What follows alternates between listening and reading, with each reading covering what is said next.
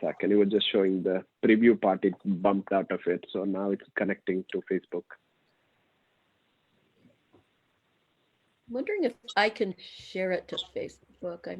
To my page. All right. Good. Go ahead. All right. So hello, everyone. You are watching Asian American Herald, which is a new media network featuring the Asian Americans in the capital region of New York. You can also watch a recording of the show from our Facebook page, Asian American Herald of Capital District.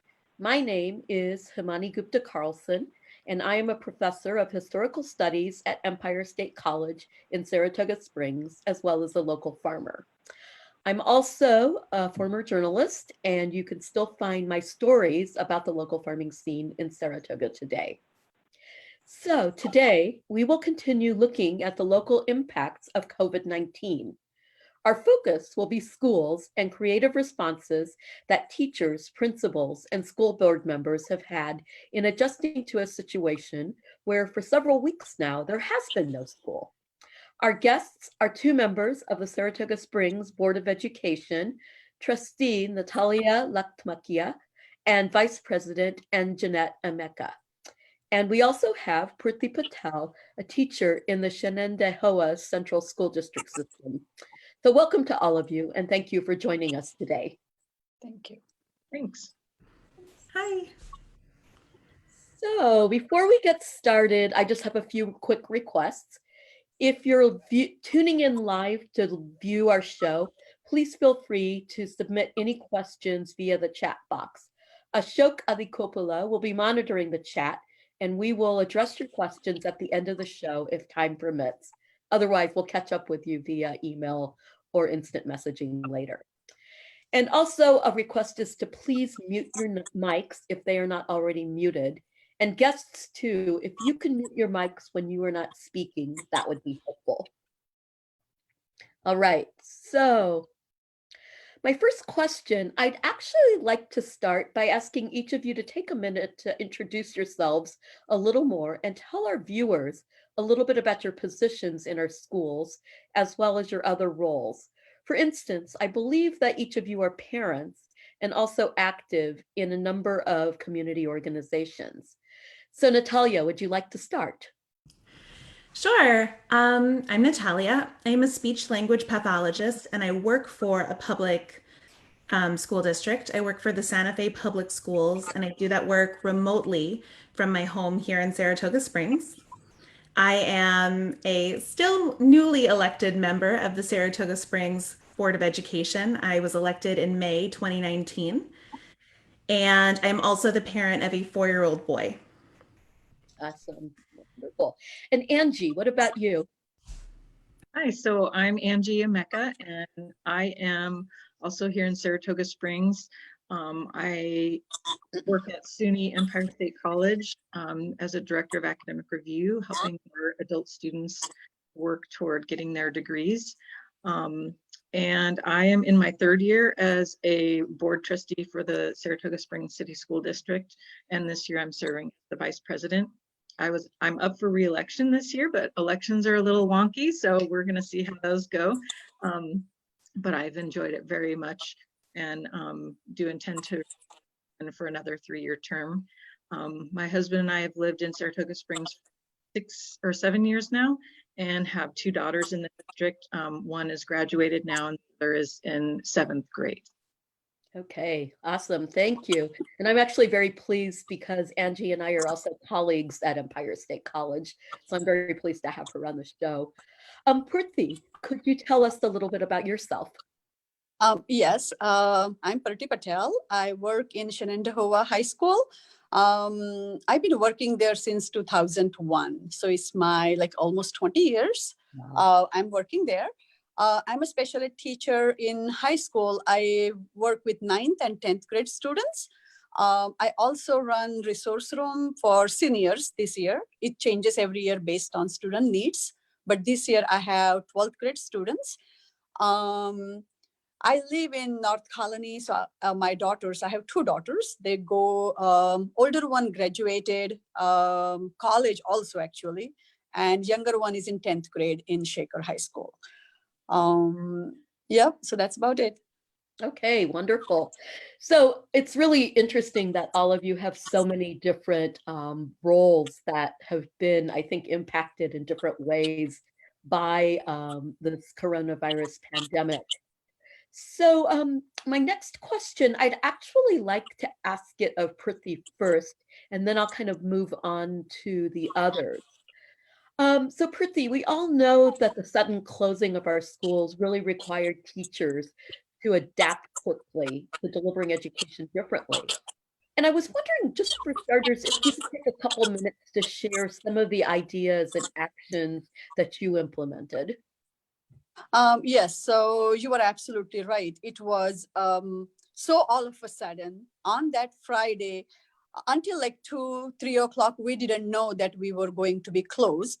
We have somewhat idea, some teachers, so we were preparing, but not as much. But thanks to Shane administrations and all our colleagues who've been working, like, helping us throughout the process. As I'm a special ed teacher, my role varies for each student.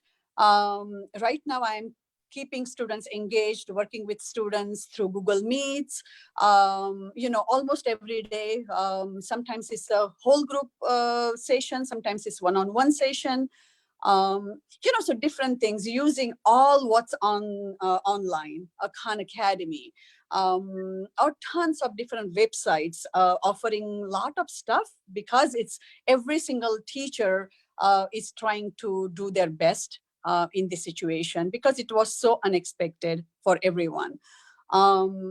Some of the students I work with have anxiety issues. Some of them have a lot of different learning issues. At the same time, their mental health is also important. So psychologists, school counselors, different teachers, we all are working together, helping students through Google Meet, through Zoom, but most of the time Google Meets. And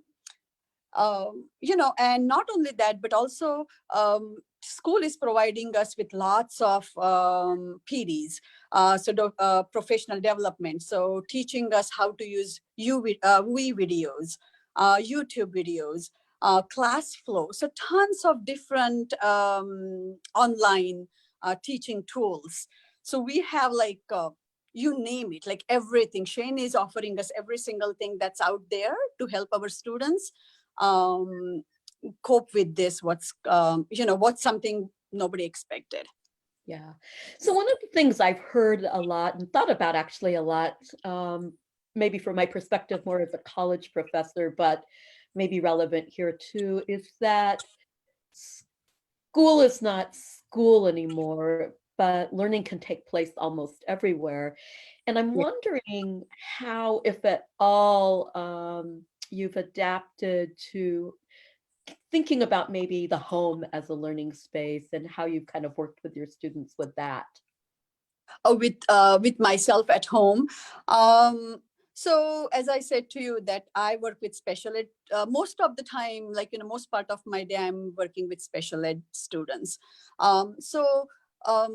Not only I'm helping them with their academics, but some of my students are alone at home.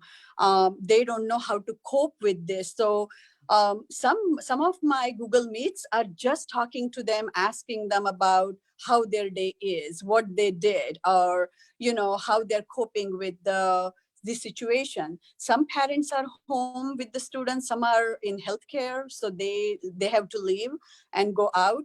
So kind of helping them, even keeping their mental health where it should be if they would be in school. So teaching them everything, not only academics or math, because for some students, education is not really their priority at this point. But taking care of their siblings, taking care of their grandparents because their parents are busy. Just the anxious mode. So helping them with the anxiety and all that, teaching them strategies how to deal with those things. Yeah.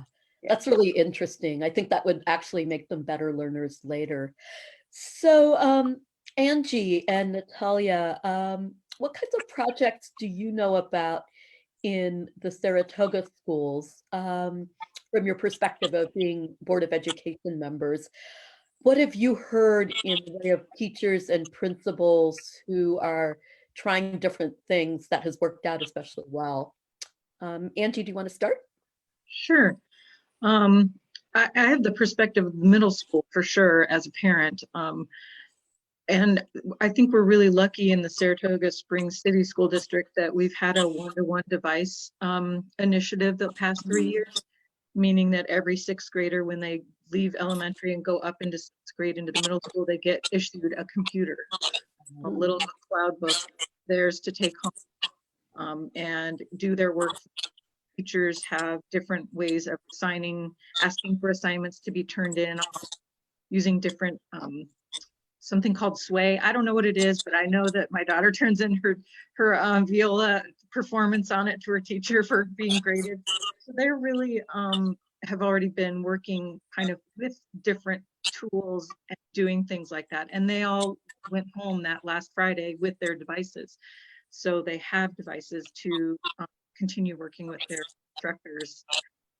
One thing that I know that we've worked on as a district is to provide internet access to those who don't have it at home.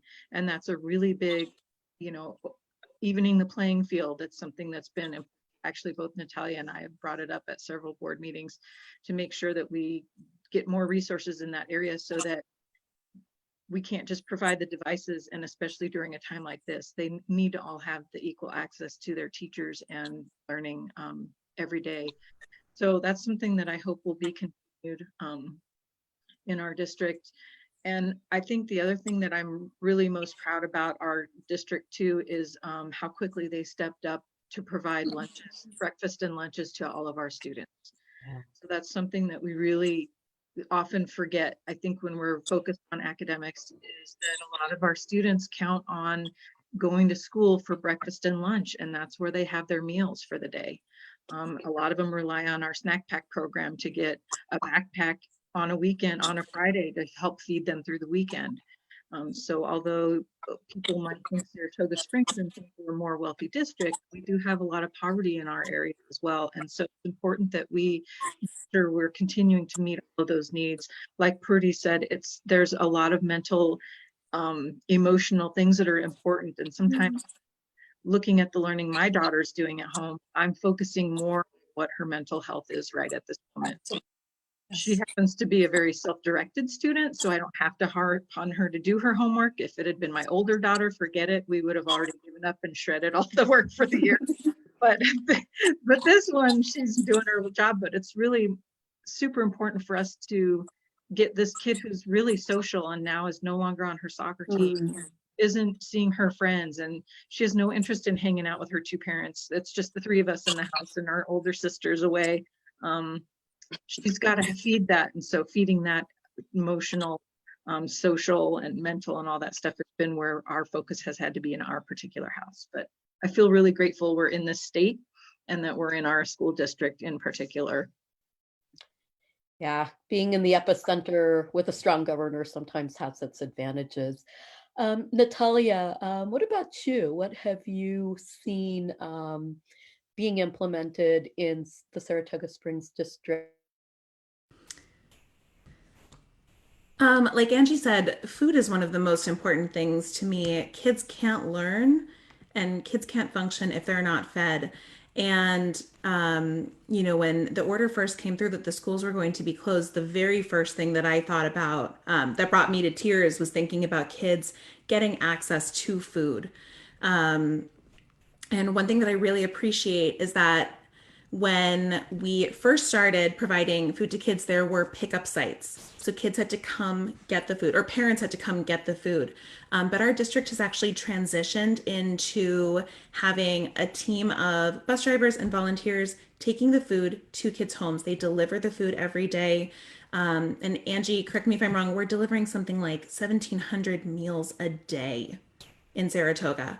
That is 1,700 meals that are going to our children. And that to me is to me personally, it's the most important thing, just knowing that kids have access to food. Learning is so important and academics are so important, but we just can't expect our kids to learn if they're not fed. Yeah, absolutely. As a farmer, I can completely relate to that. Maybe before I jump to the next question, I'll ask Purti, are there similar kinds of food programs in the Shen district? Yes, the same thing, as both of them said, that curbside pickup was available. Then we have one, right now we are dropping food because we have backpack program. And through backpack, we usually give the students meals even during the school days on Friday for weekends as well. So the same thing is going on right now. There are backpacks and the backpacks are ready to go. And then whoever is on the list or whoever students who weren't getting food even before, they all also can go and grab food if they want. And the parents or students can go and they all are given a site where to go and pick up the food. And that's what's happening. Yeah. Okay, great. Is this something that people can volunteer to help with? Are you still in need of volunteers in your respective districts?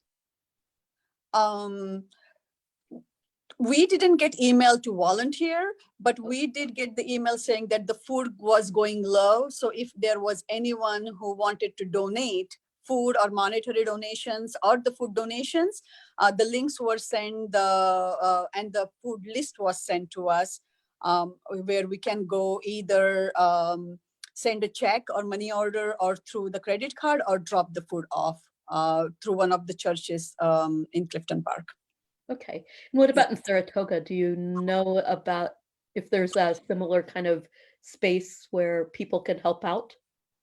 I think they're directing people more to donations at some of our surrounding areas, like the Franklin Community Center that supports some of our kids.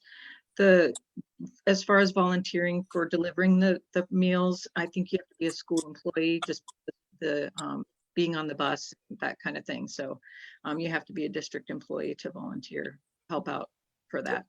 Okay, great. But it's good to know that people can help with food donations or monetary donations as need arises.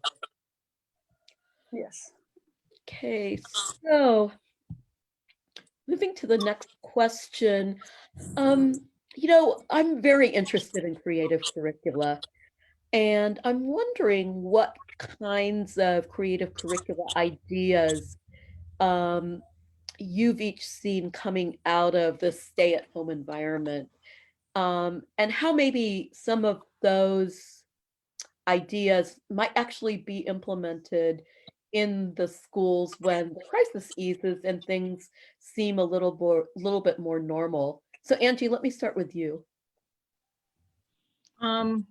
So I was just walking with my neighbor today at lunch, and she's a reading teacher, not in our district, but she's in Schenectady. And she was telling me how she's having one-on-one appointments now with her third grade students. Wow. Over however virtually whatever platform they're using. And she was describing to me how she figured out how to reach this one little girl who is really into dance, but is really struggling and learning. And so she's choosing books to have her learn about the different dancers, and then they'll read about them. She'll send her a link to a video, and they're watching dance stuff and kind of going through. And she said today when they met right before we went on our walk, and the student just went up to the next level.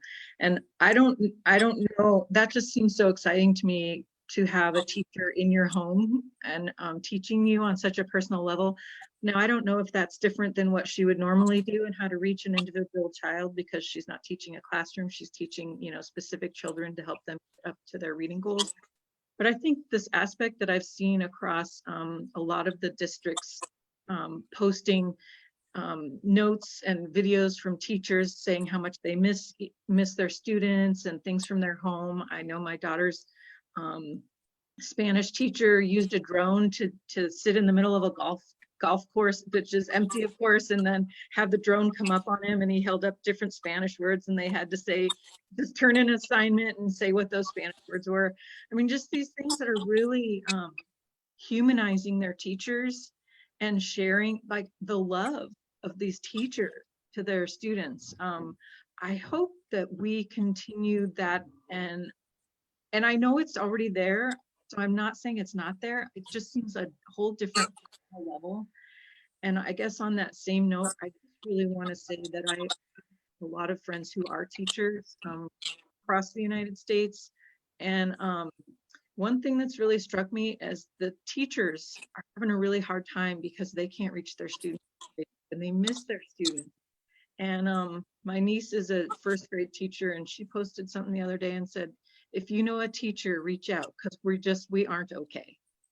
And it really had resonance with me, because not only are our teachers at home, I was just totally veering off topic, but I really want to thank the teachers and all of the efforts that you're making, because they're dealing with their personal stuff. They're trying to take care of their kids at their home. They're trying to take care of all these kids, some of whom they can't reach if the phone doesn't work or the parents won't cooperate or they don't have internet, and just they're putting their hearts and their sweat and their tears out there. I'm just so thankful, and I just hope they'll be recognized for all the extra work they're doing.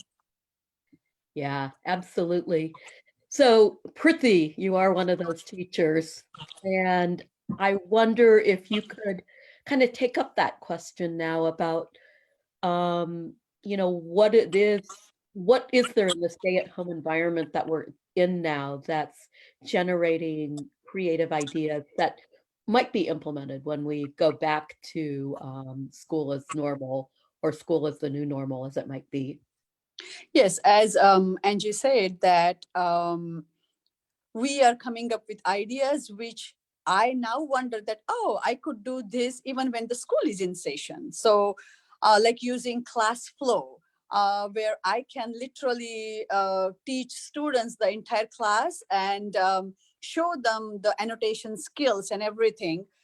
Record my videos like pre-teaching. There could be a pre-teaching because some of my students need pre-teaching. So I can do some videos before the class and put it on the website, so the students who work with tutors, students who work with their parents at home, they can use that all information. So in the past, I had uploaded only notes, but using this class flow and videos and sites, as I mentioned earlier, Khan Academy, those all can be supplemental work students can use. So I guess what happened before this pandemic, we all were so just like paper pencil, because most of the students, once again, I work with our visual students, but now I think there are a lot of auditory learners too, so they can listen to my videos and my lectures and learn. So I think that I'm going to continue uploading videos and lectures and videos from Khan Academy on my Google Classroom, so that parents and tutors and siblings can have access to. So it's not only traditional way of teaching anymore. And we can do we can use a lot of different things, what we all searched for, or for last few weeks used, continue using even when we go back to class. Yeah, thank you. Those are really great ideas, and I think I'm hoping a lot of teachers will kind of follow that practice when school resumes. Natalia, I know that as a speech language pathologist, you work in a special education setting in an elementary school, and I'm wondering, how have you innovated around the curricula to meet your students' needs in this time? So my job is a little bit different than a lot of other speech language pathologists. I do teletherapy. So I am always here in New York working remotely with students in New Mexico. And I really love what I do and I really enjoy it. And I like the setup, but it does leave me a little bit disconnected from the school. Well, from the teachers and from the other adults that I'm working with. I'm very connected with my students. But now that we are all at home, it's kind of forced us all to interact with each other more, including me getting to interact with teachers. So for the first time, I have this opportunity to interact with the other adults. And that has led me to make some decisions that I think have been really beneficial for my students. And the biggest one is that my district has said that we cannot be one-on-one with a child over Google Meet. So the occupational therapist and I have scheduled so that we can see all of our students together. And that way there's two adults, one, two, or three students in a group. And we have loved it. I knew the occupational therapist before from meetings, but now getting to actually work with her, we've been able to really change how we're working with kids and to use our time more efficiently. And one thing that happens with kids who are in special ed at the elementary level is that it's really our goal to give them the tools that they need so that they can spend the most amount of time in their general education classroom accessing that general curriculum. So being able to go from getting 1 hour a week in speech and 1 hour a week in OT, which is then 2 hours out of the classroom for good reason, which benefits them and helps them access their learning. Now to be able to spend, let's say, half an hour of that as a co-treatment means that they have another half hour in the classroom engaging with their regular curriculum. And I think that that's really great. I've already talked to the occupational therapist about how we should continue this in the fall. And I think that's really something that I'm looking forward to and that I'm really excited about. It's something that we knew that we could do before, but this situation has forced us to actually try it and to see how successful it is. And another thing to your point, Angie, is that we're interacting with parents so much more than ever before. Before, I would see a parent at the child's annual individualized educational plan meeting, and that was it. Maybe they would call me, or maybe I would call them one time in the year. But now I'm seeing parents every single week because parents are engaged in their kids' learning. They get to see what their kids are doing with me. And it's led a couple of the other speech therapists in the district to say, I want to check in with parents more. It's really valuable. Parents know their kids better than we ever could. And getting to learn from them and having them learn from us directly, it's just been wonderful. And I think it's a positive change that we'll see come from this situation. Wow, that's awesome. So I'm hearing all these keywords: teamwork, kind of one-on-one work with students, technology, pre-teaching, all of these kind of wonderful things that maybe we could have been doing before, or maybe we were doing before, but are doing with a lot of greater intensity now, and they seem to be having a very positive effect. So we are actually almost out of time, but I really want to hear your perspective from each of you as parents. We've alluded to this a little bit, but just in closing, maybe we'll pop around to all of you and just get 30 seconds on what's it like to be a parent during this time of pandemic. And so let me start with Priti. Yes, as I said, my daughter is in 10th grade and she's self-directed. So right now, my focus working with her is teaching her how to cope with something that happens unexpected. If some situations happen in her life, something unexpected, how to deal with it, how to cope with it. So coping skills. And the most important thing is staying with a family, living with family 24/7. So that is also something I'm teaching her because she's not seeing her friends. So it's okay to connect with friends through social media, even if you don't see them personally. But being with your family 24/7 is another skill I'm trying to teach her. I think we're all trying to learn that a little bit. Yeah. So, Natalia, how about you? My son's only 4, so I don't really have the experience of, being an at-home teacher supporting what he's learning from, the public schools at all. I'm really lucky he goes to a really wonderful preschool and they've been sending us things to do every day. But honestly, my biggest takeaway is that I am in such a lucky position to get to have a secure job, a secure income, a safe place to live and food, and to therefore just get to have extra time with my baby. It's complicated having to work and have him be home. We're managing my schedule and my husband's schedule, and it is complicated and it is difficult at times. But my biggest takeaway is that I am a very, very lucky person to just get to have more time with him. We're doing crafts, we're cooking, we're planting. I'm really very, I know I'm just keep on repeating myself, but I am so lucky to really get a benefit from this. Yeah, that's, oh yeah, okay. That's really wonderful to hear. So Angie, what about you? Just 30 seconds really quickly. Yep, just a lot more the same. We're teaching a lot of life skills, trying to make sure we get outside and get fresh air and keep that social connection, like Perty said, through, Xbox, meeting up with her friends or whatever. It's hard to curb that when that's her only outlet to be with her friends and interact with folks. So yeah, we're managing now. It's good. Boy, they're gonna have something to remember though, aren't they? Yeah, definitely. On that note, my niece is 17 years old, and she was very upset when the lockdown first happened in Kentucky. But my sister was looking for things for her to do, and so I've got some projects you can do with spreadsheets and farm work that I kind of the officey work that I haven't gotten around to, and she got it done so quickly.